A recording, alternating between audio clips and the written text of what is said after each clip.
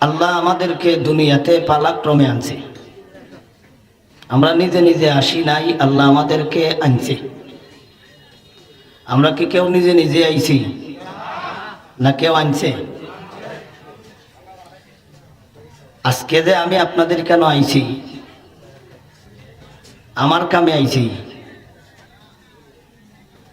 আপনারার কামে। আপনারা আমার ওয়াজ করাইতে নাচছেন, তাহলে আমি খুঁজিয়া তালাশ করে বার করিনি, আপনারা তালাশ করে বার করছেন আপনারা কাম করার লেগে।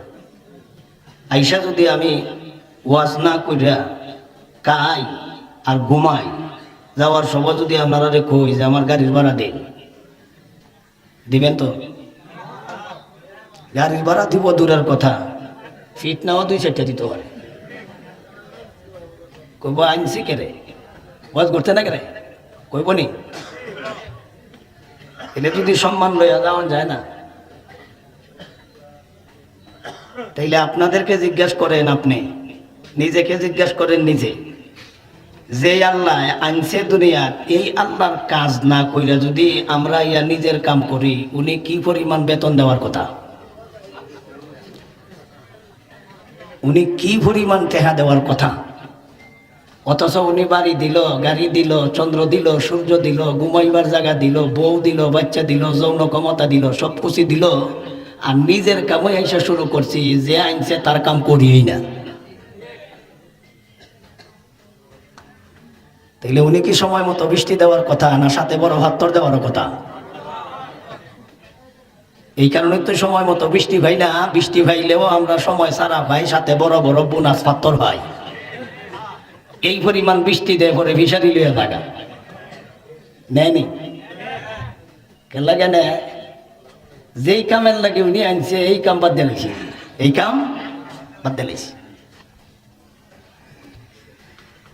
আল্লাহ বলেন তোমাদেরকে আমি আনছি, এক আয়াতে আল্লাহ পরিষ্কার বলেছেন, সুম্মা নুখরিজুকুম তিফলা, আমি তোমাদেরকে বাচ্চা কারে ধারণ করাইয়া দুনিয়াতে বের করেছি।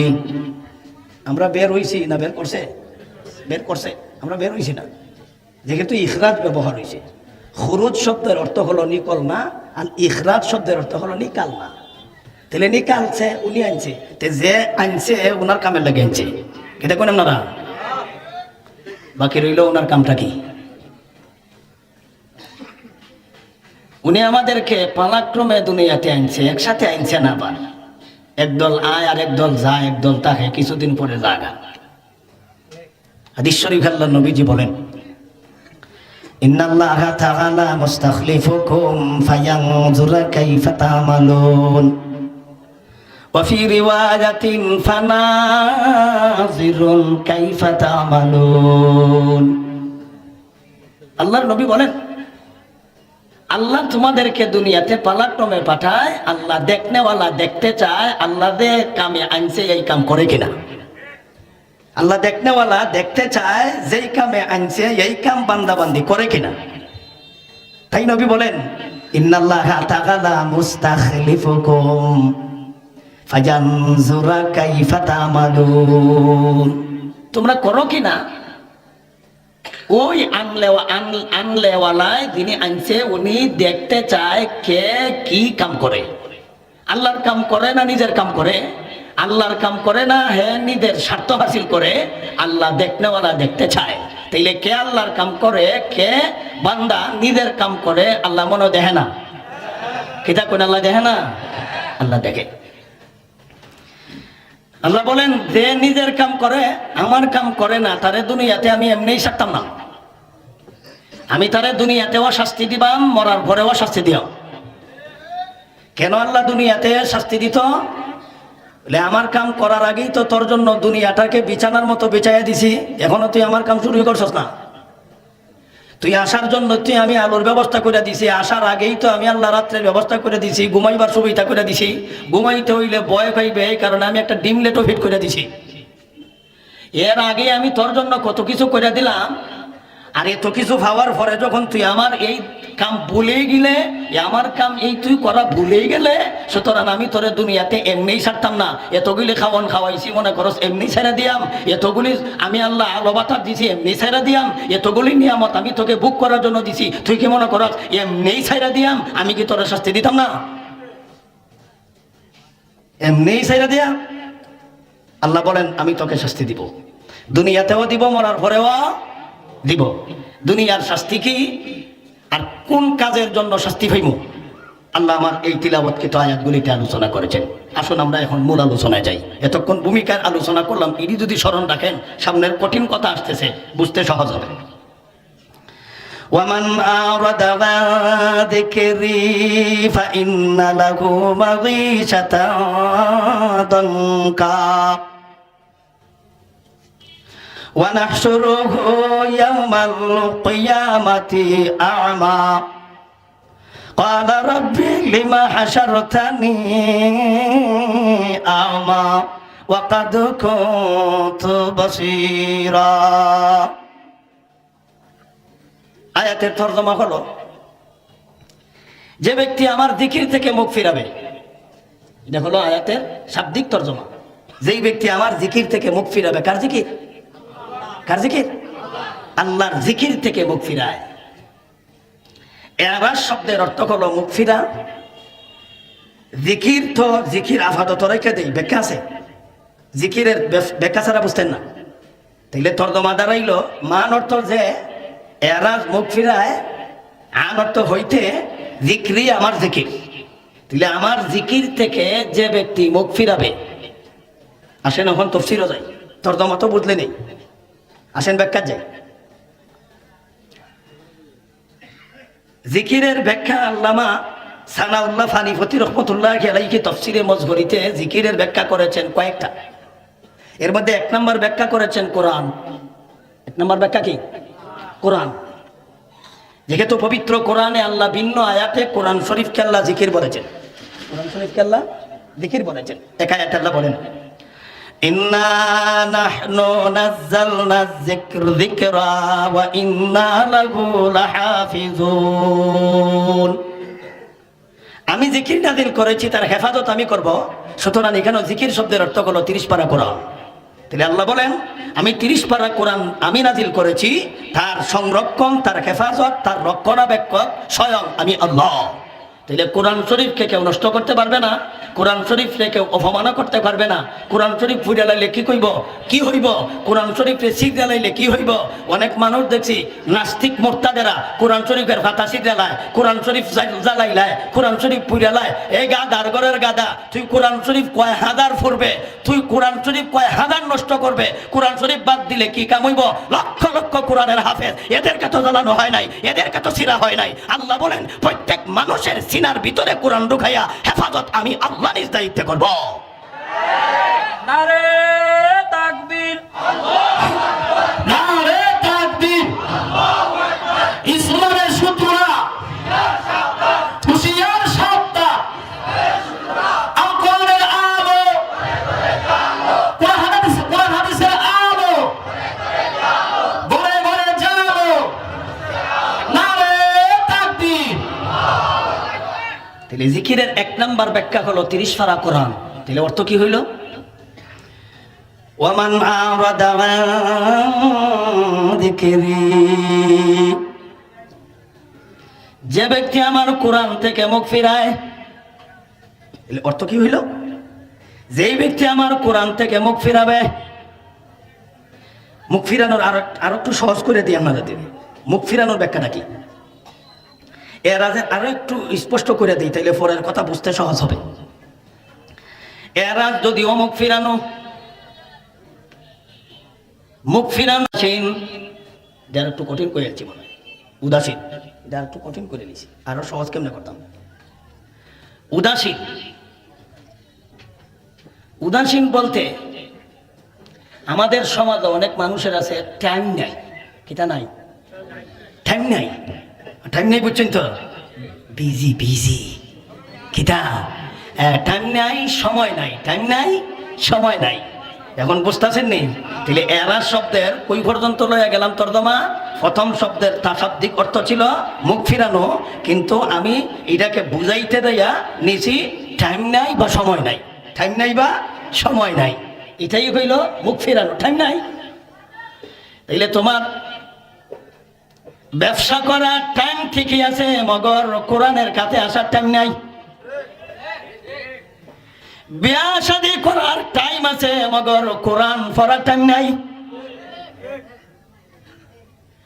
খেতকিরি করার টাইম আছে, মগর কোরআন পড়ার টাইম নাই। এমন মানুষ মনে হয় আপনাদের থানার কোনো লোক নাই? আছে? আল্লাহ বলেন তুমি খেত করতে টাইম পাও, ব্যবসা করতে টাইম পাও, বিয়া করতে টাইম পাও, খেতার তলে ঘুমাইতে টাইম পাও, বাচ্চা জন্ম দিতে টাইম পাও, সব কিছু করতে তোমার টাইম আছে, মগর কোরআন পড়তে তোমার টাইম নাই।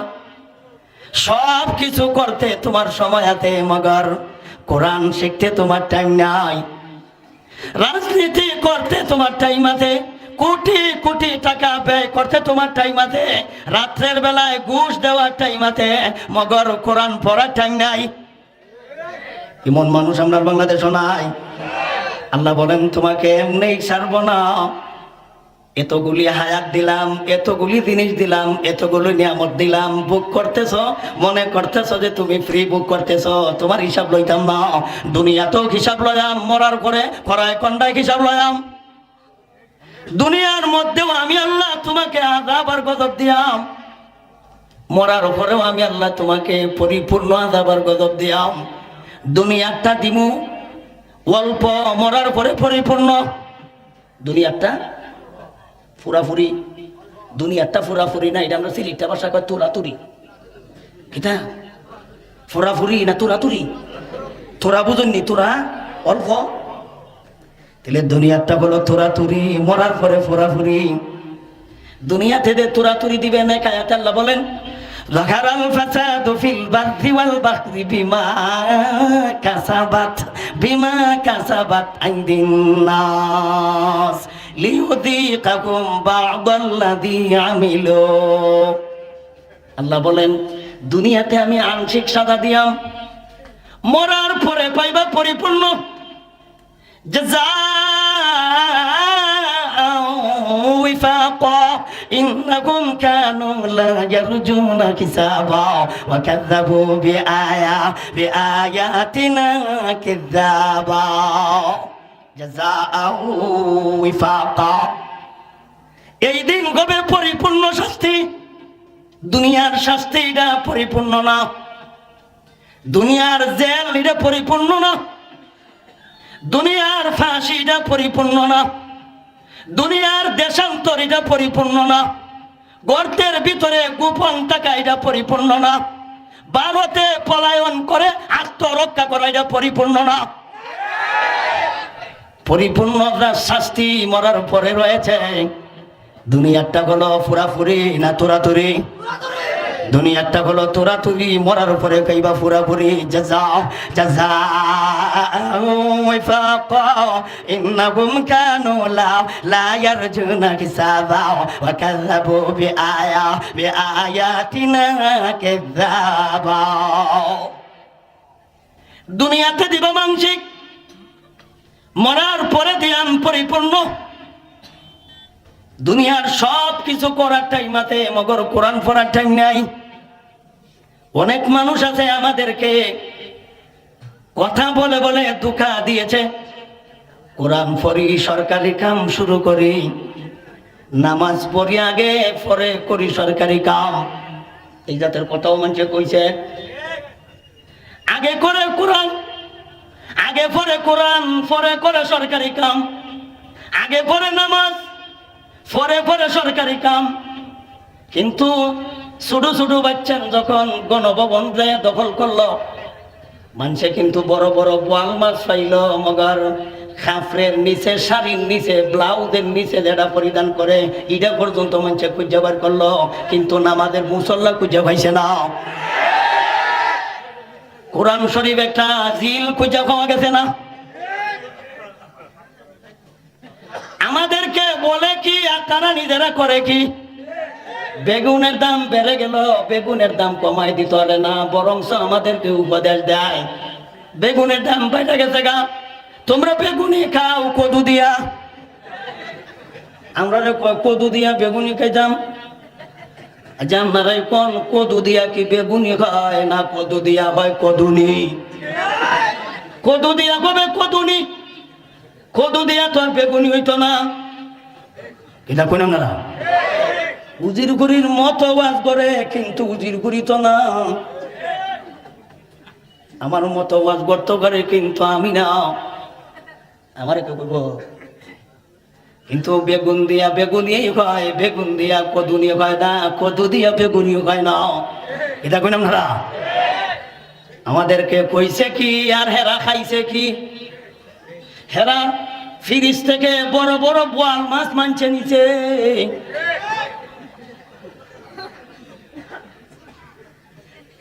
আল্লাহ বলেন ওয়ামান আরাদা যিকরি, যারা আমার জিকির থেকে মুখ ফেরায়। এক নম্বর ব্যাখ্যা হলো যারা কোরআন থেকে মুখ ফেরায়। কোরআন থেকে মুখ ফিরানোর ব্যাখ্যা করলাম, কোরআন থেকে উদাসীন। এর ব্যাখ্যা করলাম সময় নাই, সুযোগ নাই, টাইম নাই। এটা নাই, টাইম নাই। স্কুলে যাওয়ার টাইম আছে, কলেজে যাওয়ার টাইম আছে, স্কুলে পড়ার টাইম, কলেজে যাওয়ার টাইম, কলেজে পড়ার টাইম, বা আপনার ভার্সিটিতে পড়ার টাইম আছে, মগর কোরআন পড়ার টাইম নাই। এমন মানুষ আমরা বাংলাদেশে নাই। আল্লাহ বলেন তোমাকে এমনি ছাড়তাম না। জিকিরের এক নম্বর ব্যাখ্যা করলাম কোরআন। জিকিরের দুই নম্বর ব্যাখ্যা করলো আল্লামা সানাউল্লাহ কানিপতি রহমাতুল্লাহ আলাইহি তাফসীরে মুজবরিতে লিখেছেন। জিকিরের দুই নম্বর ব্যাখ্যা হলো ইসলামী শিক্ষা দীক্ষা। ইসলামী শিক্ষা দীক্ষা শুধু শিখলেই হবে না, শুধু জানলেই হবে না, মানতে হবে। জানা মানা দুটা করলা না কেন? তুমি জানলাও না, মানলাও না। তাইলে আল্লাহ বলেন তুমি কেন জানলা না, তুমি কেন মানলা না? জানলাও না, মানলাও না, ইসলামী শিক্ষা দীক্ষা হাসিল করলা না কেন? আমি তোমাকে এমনি ছাড়বো না। দুনিয়াতেও তোমাকে আমি আল্লাহ শাস্তি দিব, মরার পরেও তোমাকে আমি আল্লাহ পরিপূর্ণ দৃষ্টান্তমূলক শাস্তি দিব। স্কুল, ভার্সিটিতে, কলেজে, অন্যান্য জিনিস প্রতিষ্ঠানে লেখাপড়ার টাইম আছে, কোচিংয়ে যাওয়ার টাইম আছে। এমনকি সকালবেলা মক্তব বাদ দিয়া, ফুরকানি মক্তব বাদ দিয়া, কোরআন পড়া ছেড়ে দিয়া কোচিংগ নিয়েছ, কোচিংগ দিয়েছ, প্রাইভেটও দিয়েছ, প্রাইভেট পড়ানোর টাইম আছে, কোচিংগ দেওয়ার টাইম আছে, সব কিছু করার টাইম আছে। তোমার ব্যবসা করার টাইম আছে, খেতার তলে ঘুমাইবার টাইম আছে, খেত করার টাইম আছে, এমনকি তোমার সব কাজ করার টাইম আছে, মগর ইসলামী শিক্ষা দীক্ষা হাসিলের টাইম নাই। এমন মানুষ বাংলাদেশও নাই, আসেনি? আল্লাহ বলেন তোমাকে এমনি ছাড়তাম না। এমনি ছাড়বো? তোমাদেরকে এমনি ছাড়তাম না। আমি তোমাদেরকে দুনিয়াতে অশাস্তি দিব, পুরাপুরি। দুনিয়াটা পুরাপুরি না তোরাতুরি? আমার আগের কথা স্মরণ রাখন লাগবো, পরের কথা বুঝতে হইলে আমার কথা ধারাবাহিক। এই লোকটারে কোনো কথা যাইত না। ওয়ামান আরাদা যিকরি, দুই নম্বর ব্যাখ্যা করো ইসলামী শিক্ষা দীক্ষা। জিকিরের তিন নম্বর ব্যাখ্যা শরীয়তের বিধিবিধান, ইসলামের বিধিবিধান, নামাজের নিয়ম, নামাজের কানুন। ওযুর গরজ কয়টা, গোসলের গরজ কয়টা, ওযু ভঙ্গের কারণ কয়টা, গোসল নষ্ট হয় কিভাবে, নামাজ ফরজ, নামাজের ফরজ কয়টা, নামাজের ওয়াজিব কয়টা, নামাজের সুন্নত কয়টা, নামাজের মুস্তাহাব কয়টা, নামাজ ভঙ্গ হয় কিভাবে, তুমি জানলা না কেন?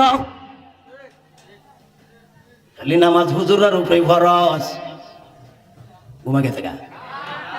মৌলবীর উপরে নামাজ ফরজ নাকি সমস্ত মুমিন মুসলমানের জন্য নামাজ ফরজ?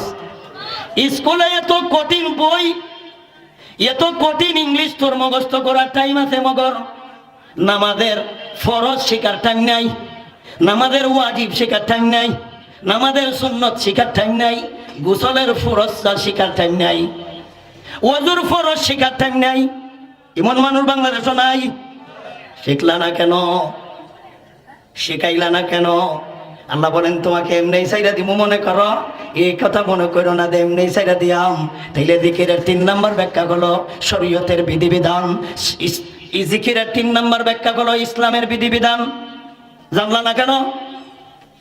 কিছু মানুষ কয় মৌলবীরা বিপদ আছে জান্নাতে যাওয়া, হে যাইব গা সুদা, খুদার ঘর তো সুদা পাইছে, বিনা হিসাবে যাইতো গা। কয় আমরা জানছি না, কয় আমরা জানছি না, আমরা সরল, আমরা জানছি না।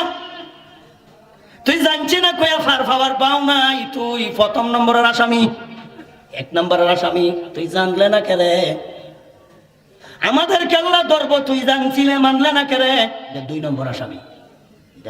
ফার ফাওয়ার বাবা আছে, ফার ফাওয়ার বাবা আছে, কারণ জানছে মানছে না, জানছে মানছে না। আর তোমারে আল্লাহ এমনি সাইডা দিব, প্রথম যখন আল্লাহ দিগাইব জানলে না কেরে, উত্তর দিবে কিনা? কি উত্তর দিবা? বলে আমি রাজনীতি করার কারণে জানছি না। আল্লাহ কইব তোর কোন শয়তানে কইছিল এই কোরআন বাদ দিয়ে রাজনীতি করতে? তোরে কোন শয়তানে কইছিল জনসেবা করতে, নিজের সেবা বাদ দিয়া? তুই জানস কি দুধ কর একবার খালি কস দুর্নীতি বন্ধ করো, তুই দিকে দুধ হ, তুই এক ট্যাঙ্ক দুধ হ, তুই অত উপকার করা তোরে কোন শয়তানে কইছে? অত জনদরে দিয়েছিস কেন? অত জনসেবা কইছো কেন? তুমি যে দুজকের ফাড়ো ঠ্যাং দিয়ে দাঁড়াই দিছ, তুমি জানলা না কেন? বলে আমি তো বিচার আচার করবার লাগে এত নামাজ পড়ার টাইম পাইছি না। আল্লাহ কইব তোরা কি বিচার করার লাগে পাঠাইছিলাম? এই শয়তান, তুই এগুলি জানলে না কেন? আপনারা কি মনে করেন যে আমি নামাজের নিয়ম জানছি না ফার ফাই অ্যালবাম, রোজার নিয়ম জানছি না ফার ফাই অ্যালবাম, গোসলের ফরজ জানছি না ফার ফাই অ্যালবাম? জিজ্ঞাসা করি যদি গোসলের ফরজ কয়টা? হেবারা কয় লঙ্গি গামছা তৈলা। গোসলের ফরজ 3টা, লঙ্গি গামছা তৈলা। আর লঙ্গি ছাড়া তো আর গোসল হইতো না, গামছা ছাড়া তো মুস্তারতো না, তৈলা ছাড়া তো আর বসতারতো না। এটা চিন্তা করে দেখছে, গোসলের ফরজ 3টা, লঙ্গি গামছা তৈলা। এটা হইল পরে, এটি যদি ছুটে না তেন এইটি দরকার। গোসলের ফরজ জানলা না কেন? ওযুর ফরজ জানলা না কেন? কখন গোসল ফরজ হয় জানলা না কেন? আল্লাহ কি তোমার সাইডে দিব মনে করুন?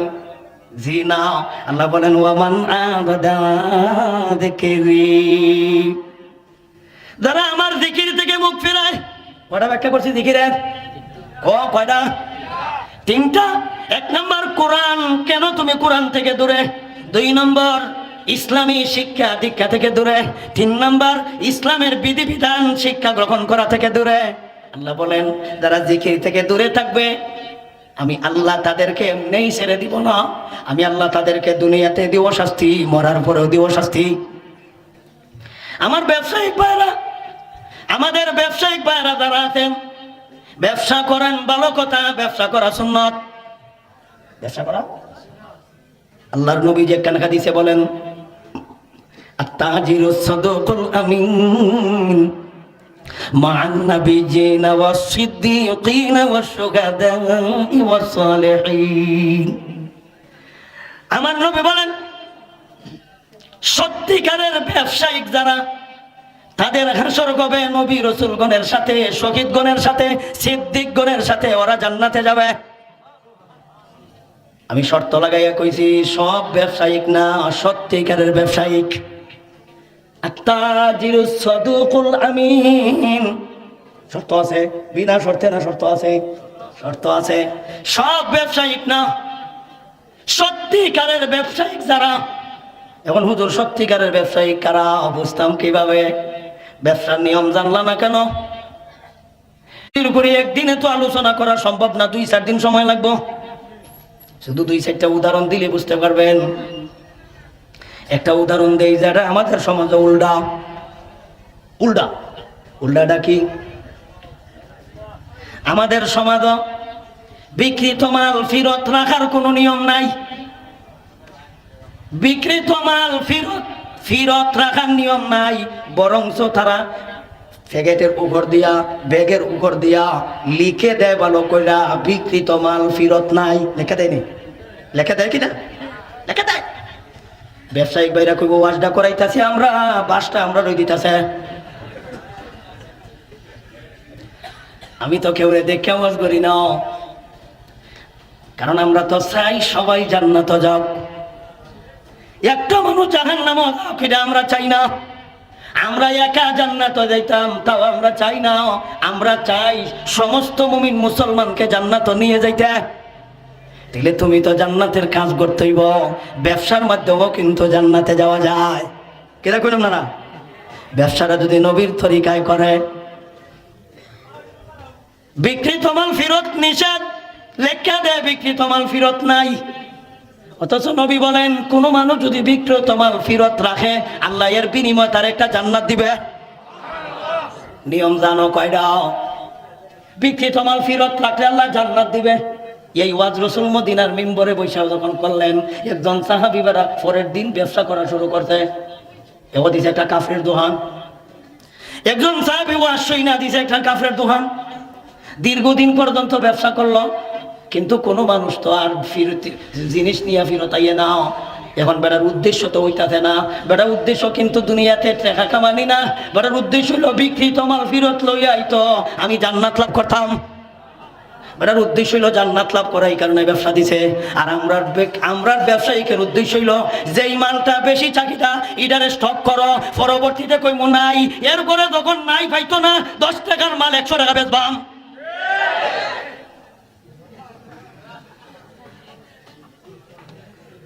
তাহলে তোমার উদ্দেশ্যই নষ্ট। কাঁচামরিচের দাম হয়ে গেছে 1200 কেজি, যারা 20 টাকা কেজি 20 টাকা কেজি ও কেউ নেয় না। পেঁয়াজের দাম 200-250 টাকা ওই জায়গা, যেটা 20 টাকা 30 টাকা কেজি হওয়ার কথা। এই পেঁয়াজের দাম আমরা কেমন লাগে বর্তমান হয় 110 টাকা 20 টাকা কেজি। এই ওয়াজ করলে তো ভাই ব্যবসায়িকটা জীবনে আর কোনোদিন আমার ওয়াজের নিয়ত আর করতো না। ব্যবসার মাধ্যমেও কিন্তু জান্নাত লাভ করা যায়, করা যায় না? নবীজি তো বলেছেন আত-তাজিরুস সাদুকুল আমিন মা'আন নাবিয়্যিনা ওয়াস-সিদ্দীকিনা ওয়াশ-শুহাদা'i ওয়াস-সালিহিন। নবী বলেন সত্যিকারের ব্যবসায়িক যারা, এরা আল্লাহর নবীর সাথে জান্নাতে যাবে, শহীদগণের সাথে জান্নাতে যাবে, সিদ্দিকগণের সাথে জান্নাতে যাবে, সালেহগণের সাথে জান্নাতে যাবে।